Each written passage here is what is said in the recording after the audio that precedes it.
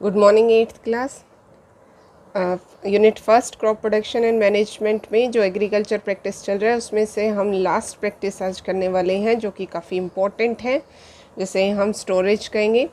अभी तक जो हमने प्रैक्टिसेस की उनसे हमें क्रॉप मिलते हैं, वो सीड्स मिलते हैं, हम हार्वेस्टेड कर चुके हैं अपनी क्रॉप का। अब उसे हमें स्टोर करना, मेंटेन करना ज़रूरी है, क्योंकि इतने एफर्ट्स के साथ जो क्रॉप हमने यहाँ पे ऑब्टेन की है उस क्रॉप को स्टोर करना, फर्दर यूज़ करना, वो हमारे लिए बहुत ज़रूरी हो जाता है कि हम उसे किस तरीके से नेक्स्ट ईयर के लिए या जो अपने खाने के लिए जो है उसे स्टोर कर पाएँ ताकि वो कंटामिनेट ना हो। तो जो भी हार्वेस्टेड क्रॉप होती है उसको हम पहले अच्छे से ड्राई कर लेते हैं। ड्राई का मतलब कि कम्प्लीटली उसे सुखाना नहीं है, उसमें मिनिमम जो है 14% जो है मॉइस्चर होना चाहिए, लेकिन वो गीली नहीं होनी चाहिए, क्योंकि अगर उसमें मॉइस्चर कंटेंट ज़्यादा होगा तो वहाँ पे जो फंगस के चांसेस हैं, इंसेक्ट्स के डेवलप होने के चांसेस हैं, वो बहुत ज़्यादा बढ़ जाएंगे। तो सनलाइट के अंदर हमें उसे प्रॉपरली जो है सुखा लेना चाहिए, अच्छे से ड्राई कर लेना चाहिए, ताकि उसका जो मॉइस्चर कंटेंट है वो कम हो जाए। पूरी तरह से ग्रेन्स को सुखाने के बाद हमें उन्हें इंसेक्ट्स रेजिस्टेंस जो स्प्रे हैं वो उसके ऊपर छिड़कने चाहिए।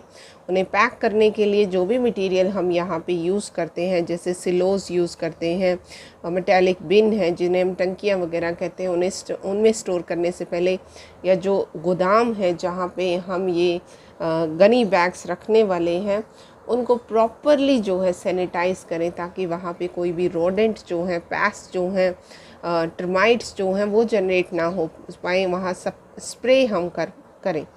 ठीक है। तो स्टोरेज के बाद जब हम उन्हें पैक करते हैं गनी बैग्स में, तो वो गनी बैग्स भी पूरी तरह से पेस्ट जो फ्री होने चाहिए, उनके अंदर कोई भी कंटेमिनेशन ना हो। ठीक है। और नेक्स्ट टाइम के लिए इन्हें प्रॉपरली जो इनको स्टोर करने का एरिया है वो भी पूरी तरह से वेंटिलेटेड हो। ये नहीं कि हम उन्हें बिल्कुल पैक्ड जो रूम है उसके अंदर रख दें ताकि वो रेस्पिरेशन भी ना कर पाए, क्योंकि आपको पता है कि सीड जो है वो रेस्पिरेशन करता है, और सीड रेस्पिरेशन के थ्रू जो हीट रिलीज़ करता है उससे उस एरिया का टेम्परेचर भी इंक्रीज़ हो जाता है। ठीक है।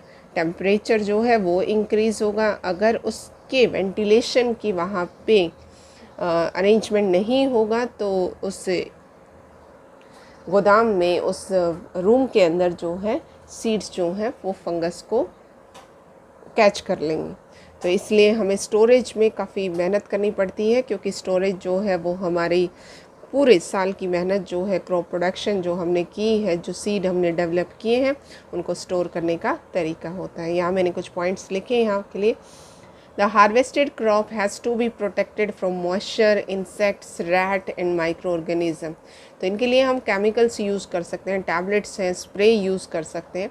The grain are properly dried in the sun and reduce the moisture content in them। Okay। Drying of grain prevent them from attack by insects, pests, bacteria and fungi।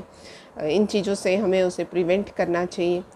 जो farmers हैं जो store करते हैं grains को, jute bags में वो store करते हैं, मेटालिक बीन्स में वो स्टोर करते हैं।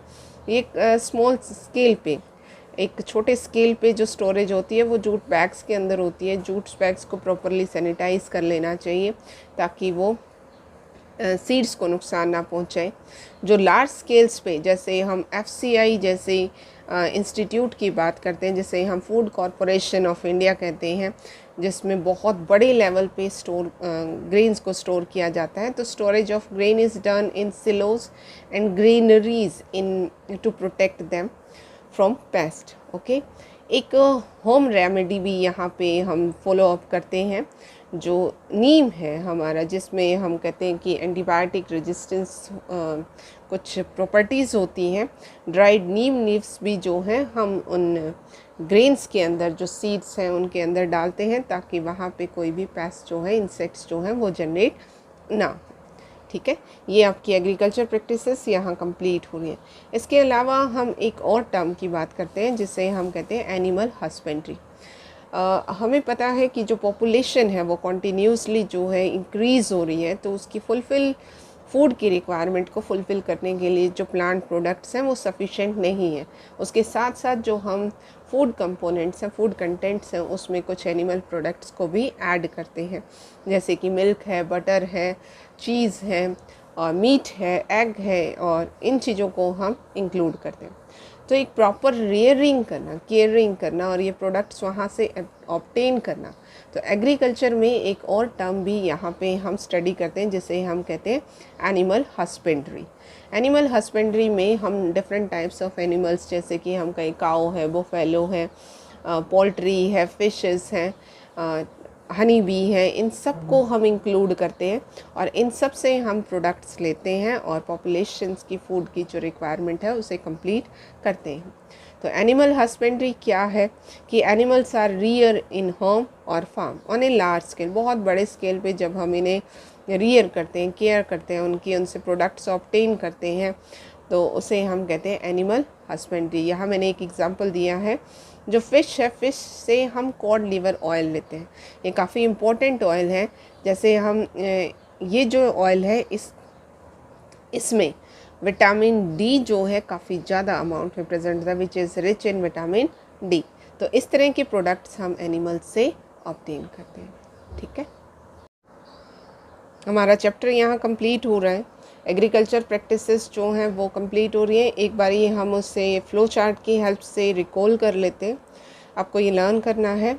एग्रीकल्चर प्रैक्टिसेस में मैंने आपको 8 प्रैक्टिसेस कराई। सबसे पहले जो है प्रिपरेशन ऑफ सॉइल करवाया, जिसमें हमने प्लॉगिंग की, सॉइल को जो है प्लॉग किया विद द हेल्प ऑफ हो, प्लॉग एंड कल्टीवेटर्स, जिसमें सॉइल जो है वो प्रिपेयर हुई फॉर सोइंग।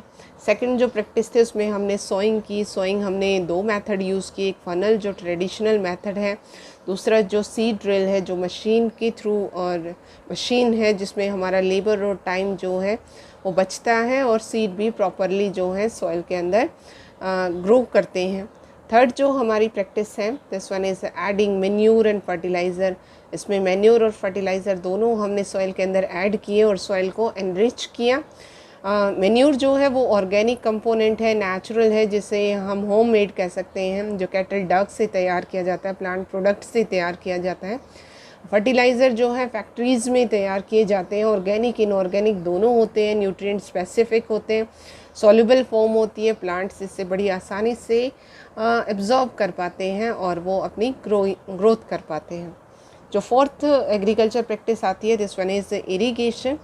इरिगेशन जो है वाटरिंग द प्लांट है, इसमें भी हमने 2 मेथड्स को फॉलो किया, ट्रेडिशनल मेथड्स और मॉडर्न मेथड। ट्रेडिशनल मेथड्स वो थे जब हमारे पास डेवलप इंस्ट्रूमेंट नहीं थे, जिसमें हम मोट है, चेन पंप है, ढेकली और राहत जैसे मेथड्स को हम फॉलो अप करते हैं।